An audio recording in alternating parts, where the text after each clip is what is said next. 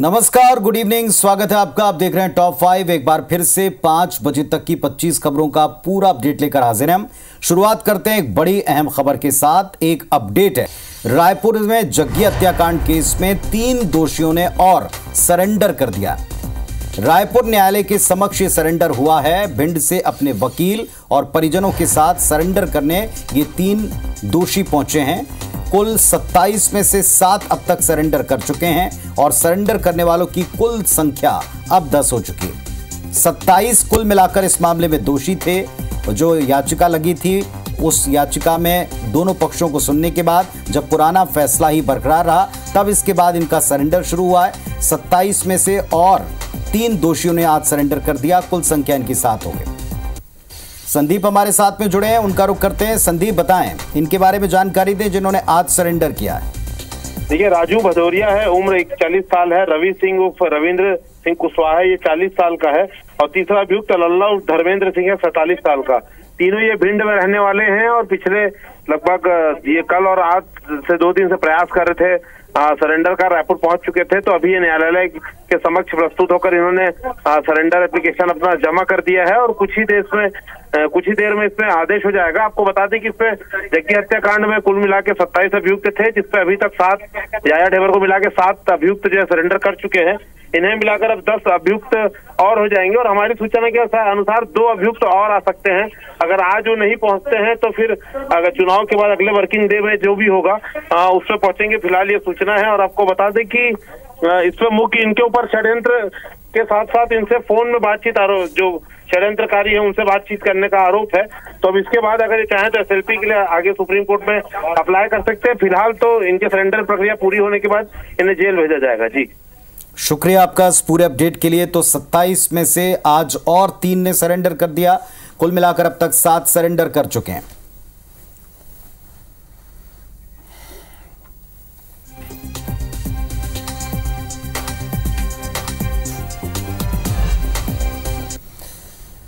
प्रवर्तन निदेशालय झारखंड के रांची में ग्रामीण विकास मंत्री आलमगीर आलम के निजी सचिव संजीव लाल के नौकर के घर समेत 9 जगह छापेमारी की गई। रेड के दौरान ईडी की टीम को संजीव के घर भारी मात्रा में नकदी बरामद हुई।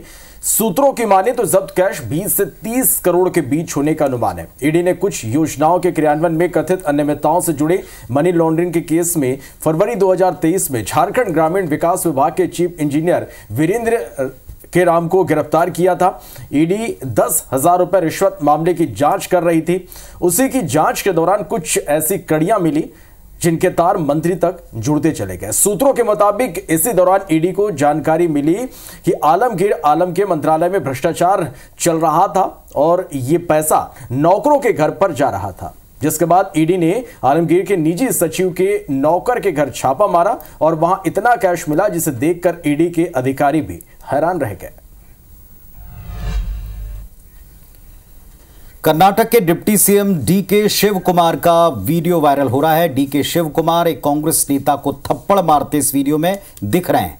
कंधे पर हाथ रखने पर कर्नाटक के डिप्टी सीएम भड़क गए।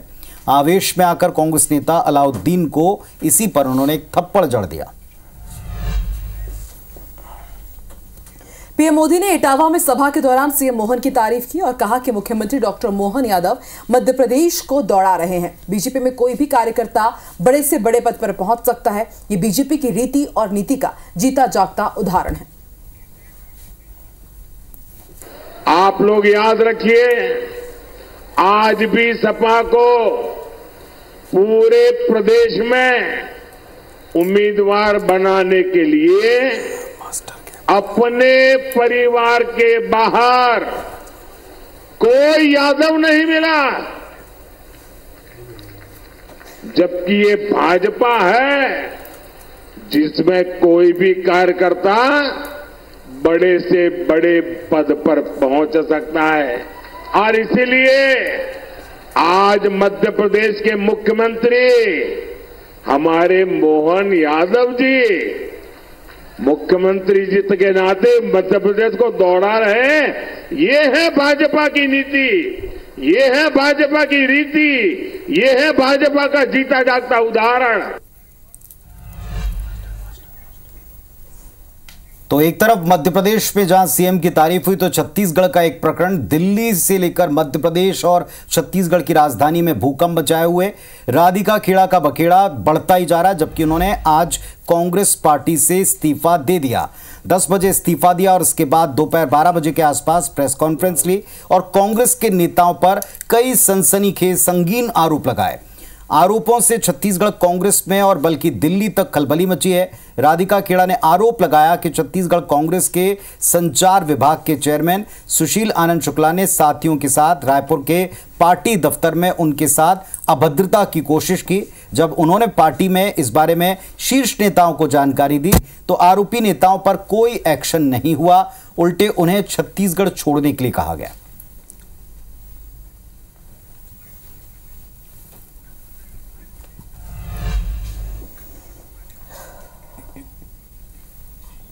जब राहुल गांधी जी की भारत जोड़ो न्याय यात्रा चल रही थी तो वहां के जो मीडिया चेयरमैन थे छत्तीसगढ़ के सुशील आनंद शुक्ला मुझे लगातार फोन करके सामने भी आके कि आपको कौन सी शराब चाहिए, हम आपके कमरे में शराब पहुंचाने का काम करेंगे। और शराब पी के 5 से 6 इसके प्रवक्ताओं के साथ मीडिया चेयरमैन आके मेरे कमरे पे भी खटखटाते थे।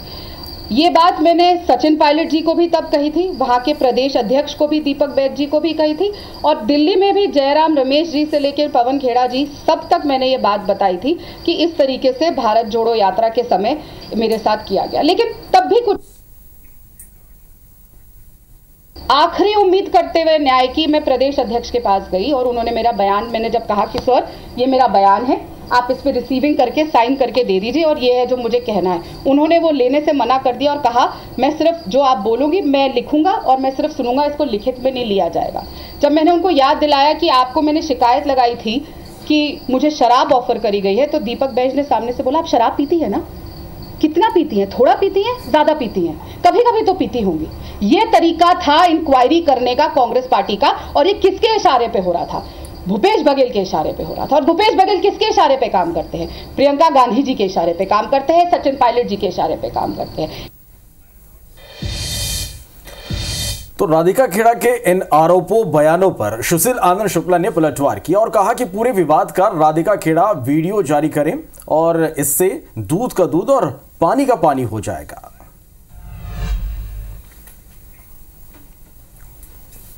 उन्होंने मर्यादाओं की सीमा को, अभद्रता की सीमा को, आरोप लगाने की सीमा को भी पार करके बोला कि रात को 1 बजे मैंने उनका दरवाज़ा ठोका था,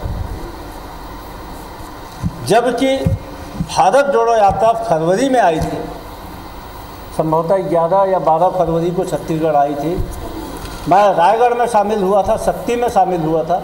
उसके बाद हम और हमारे साथी सीधे चले गए थे अंबिकापुर में, उसके पहले बरपाली में, जहां दूसरे दिन माननीय जयराम रमेश जी की पत्रकार वार्ता होनी थी। हम लोग कोरबा में रुके ही नहीं थे, जहां पे मेरे ऊपर आरोप लगाया जा रहा है कि मैंने उनको शराब ऑफर किया, उनका दरवाज़ा ठोका। खैर,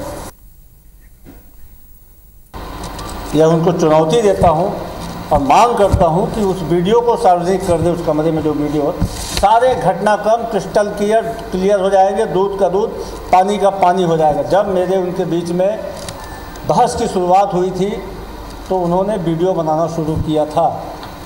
बमुश्किल से 1 मिनट का मामला था, उनके पास वीडियो है। उस वीडियो को उन्होंने सार्वजनिक करने की धमकी अपने ट्वीट में भी की थी। मैं आज बोलता हूं, चुनौती देता हूं कि उस धमकी को सार्वजनिक कर दें, सारी चीज़ें क्लियर हो जाएगी। सीएम डॉक्टर मोहन यादव सोमवार को रतलाम पहुंचे, जहां भाजपा के कार्यकर्ताओं ने उनका जोरदार स्वागत किया। इस दौरान सीएम ने शहडोल में रेत माफियाओं द्वारा एएसआई महेंद्र बागी की हत्या करने पर पीड़ित परिवार को 1 करोड़ रुपए और परिवार के एक सदस्य को सरकारी नौकरी देने का ऐलान किया। साथ ही पुंछ में शहीद हुए छिंदवाड़ा के विक्की पहाड़े को लेकर सीएम ने कहा कि सरकार परिवार के साथ है, पूरे देश को उनकी शहादत पर गर्व है। सीएम ने शहीद के परिवार को भी 1 करोड़ रुपए देने के साथ ही छिंदवाड़ा में स्मारक बनाए जाने की घोषणा की। वहीं जबलपुर के चरगवा में सड़क हादसे में 5 बच्चों की मौत पर परिजनों को 2-2 लाख रुपए की आर्थिक सहायता देने की भी बात कही। इसी प्रकार से महेंद्र बागरी जो कल अपनी ड्यूटी करते हुए एक तरह से अपनी कर्तव्य विधि में शहीद हुए, उनके लिए हमारी जो परंपरा है, हमने 1 करोड़ रुपया उनको देने के लिए, साथ ही साथ उनके परिवार में नौकरी देते हुए दुख की इस घड़ी में सरकार उनके साथ खड़ी है।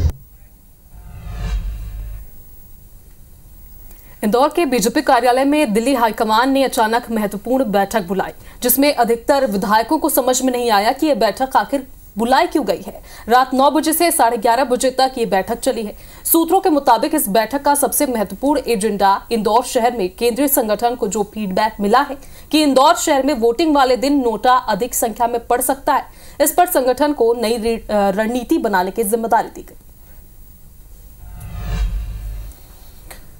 तो इंदौर में बीजेपी की बैठक के बाद 8 बार के इंदौर से सांसद रही और लोकसभा के पूर्व अध्यक्ष सुमित्रा महाजन ने विधायक रमेश मेंदोला की जमकर क्लास लगाई।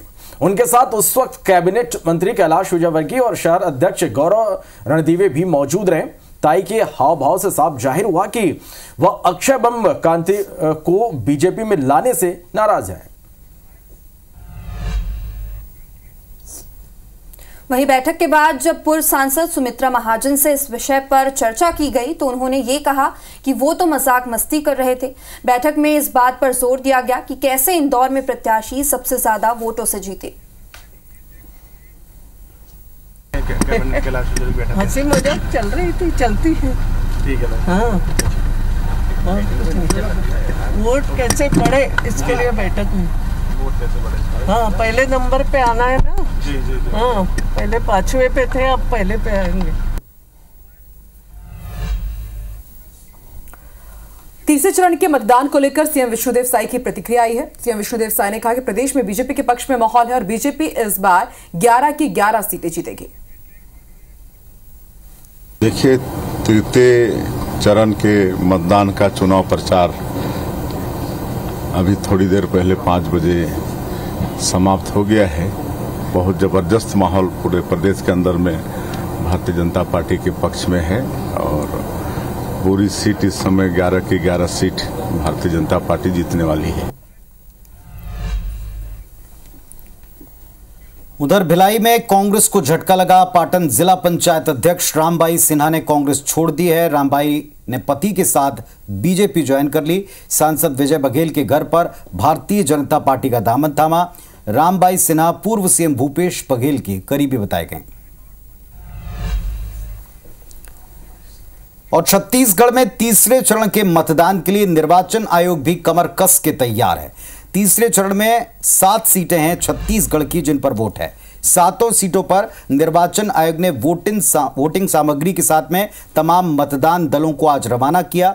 ये सभी मतदान दल अब की बार अपनी मतदान सामग्री के साथ साथ कुछ और सामग्री लेकर भी रवाना हुए हैं और ये और सामग्री बढ़ती गर्मी से बचाव के कुछ उपाय।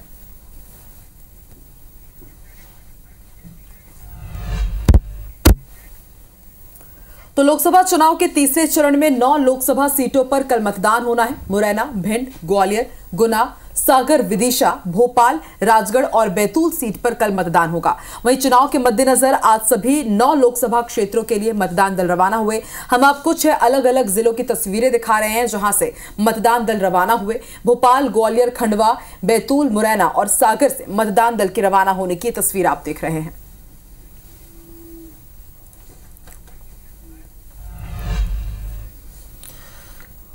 मध्य प्रदेश की 9 लोकसभा सीटों पर कल तीसरे चरण का मतदान होगा। चुनाव से पहले आज मुख्य निर्वाचन पदाधिकारी अनुपम राजन ने प्रेस कॉन्फ्रेंस की। उन्होंने जानकारी देते हुए बताया कि भोपाल, मुरैना, विदिशा, राजगढ़, बैतूल, गुना, ग्वालियर, भिंड, सागर लोकसभा के लिए कल मतदान होगा।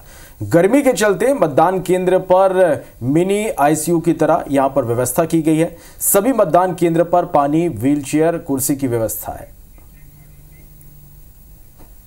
जो टोटल मतदान केंद्र हैं थर्ड फेज के लिए जहां कल मतदान होगा उनकी संख्या है 20,456।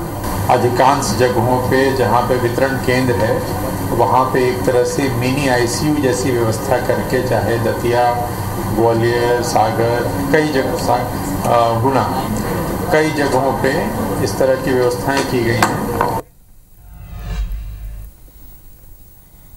वहीं छत्तीसगढ़ में मतदान से एक दिन पहले मुख्य निर्वाचन पदाधिकारी रीना बाबा साहेब कंगाले ने प्रेस कॉन्फ्रेंस की। मुख्य निर्वाचन पदाधिकारी ने जानकारी देते हुए बताया कि कल राज्य में सार्वजनिक अवकाश घोषित किया गया है। 7 लोकसभा सीट के 58 विधानसभा क्षेत्रों में मतदान होगा। 1,39,01,285 मतदाता मतदान करेंगे।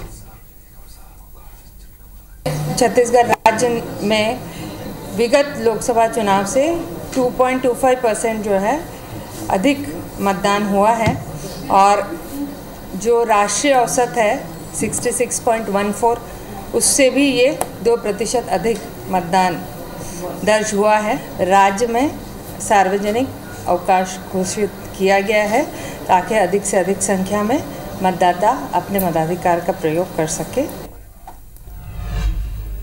जबलपुर हाईकोर्ट ने ईडब्ल्यूएस आरक्षण पर अहम फैसला दिया है और फैसले में यह कहा गया है कि कुल पदों के 10% पदों पर मांग की याचिकाओं को हम खारिज करते हैं। कोर्ट ने कहा कि भर्तियों के कुल पदों पर ईडब्ल्यूएस आरक्षण नहीं दिया जाएगा। अनरिजर्व्ड पदों में से ईडब्ल्यूएस आरक्षण दिया जाएगा। अनरिजर्व्ड पदों के 10% पदों पर ही आरक्षण दिया जा सकता है। SC, ST, OBC वर्ग को ईडब्ल्यूएस आरक्षण का लाभ नहीं मिलेगा।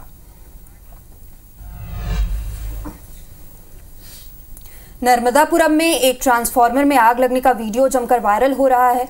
7 रस्ते के पास डीपी में अचानक तेज धमाका हुआ और आग की लपटें उठने लगी।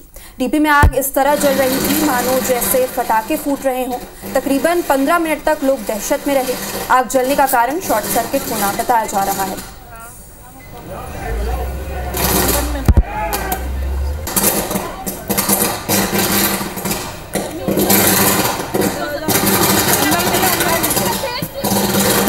दहशत पैदा करने वाली आवाज़ और ये तस्वीरें हैं। ये नर्मदापुरम में 15 मिनट तक पटाखे नहीं फूट रहे हैं और ना ही यहाँ कोई पटाखा आके लग गया है, बल्कि जो ट्रांसफार्मर था ओवरलोड की वजह से उसमें एक के बाद एक विस्फोट हुआ और विस्फोट की आवाज़ ऐसी जैसे कोई पटाखा वहाँ फोड़ रहा हो।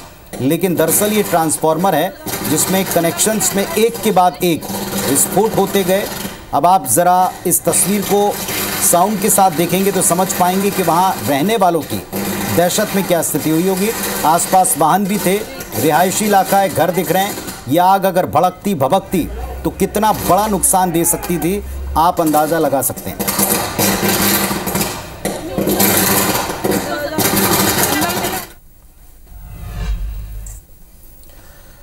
भोपाल स्थित यूनियन कार्बाइड के कारखाने में भीषण आग लग गई, जिस पर फायर ब्रिगेड की टीम ने काबू पा लिया। आग लगने का कारण अज्ञात है। बिलासपुर में पुलिसकर्मी जुआ खेलते कैमरे में कैद हो गए। चुनावी ड्यूटी पर जाने से पहले एक हाथ आजमा लिया। IBS 24 ने इस खबर को प्रमुखता से दिखाया और इस पर एक्शन हुआ। SP ने इस पर एक्शन लिया। आरक्षक कमलेश सूर्यवंशी और अविनाश चंदेल को इस वीडियो के आधार पर सस्पेंड कर दिया। दोनों की कोनी स्थित इंजीनियरिंग कॉलेज स्ट्रांग रूम में ड्यूटी लगी थी, जहां ये दो हाथ आजमा रहे थे। इधर अहमदाबाद में भी दिल्ली की तरह कई स्कूलों को बम से उड़ाने की धमकी मिली है। कई स्कूलों को धमकी भरा मेल भेजा गया। पुलिस ने खतरे वाले स्कूलों में जाकर जांच की। बम निरोधक दस्ता भी मौजूद रहा। स्वच्छता में नंबर 1 इंदौर के एयरपोर्ट ने सर्विस क्वालिटी और मेंटेनेंस में बड़ी चूक कर दी है, जिसके कारण इंदौर एयरपोर्ट देश के टॉप 10 एयरपोर्ट से बाहर हो गया है। इंदौर इस सर्वे में शामिल होने वाला मध्य प्रदेश का इकलौता एयरपोर्ट था। 2024 की पहले तिमाही में उसे 12वें नंबर पर रखा गया। पिछले साल ये एयरपोर्ट नंबर 1 पर था। एयरपोर्ट अथॉरिटी ऑफ इंडिया की रिपोर्ट के अनुसार इंदौर देश का एकमात्र ऐसा रैंकिंग वाला एयरपोर्ट है जिसके सभी 31 बिंदुओं पर अंक घटे हुए हैं। अक्टूबर से दिसंबर 2023 की तिमाही से जनवरी से मार्च 2024 की तिमाही में एयरपोर्ट को सबसे ज्यादा 0.15 अंकों का नुकसान हुआ है, जबकि गोवा का एयरपोर्ट पहले नंबर पर है। तो टॉप 5 में अभी के लिए बस इतना ही, लेकिन तमाम खबरों पर अपडेट और बड़े विषयों पर डिबेट और साथ ही भी याद दिला दें कि मतदान के अगले चरण का पल पल का अपडेट भी सुबह 6 बजे से लगातार आपका अपना IBS 24 आपको देगा। वोट जरूर डालिएगा और सारे अपडेट्स हमारे साथ देखिएगा। फिलहाल हमको इजाजत दीजिए। नमस्कार।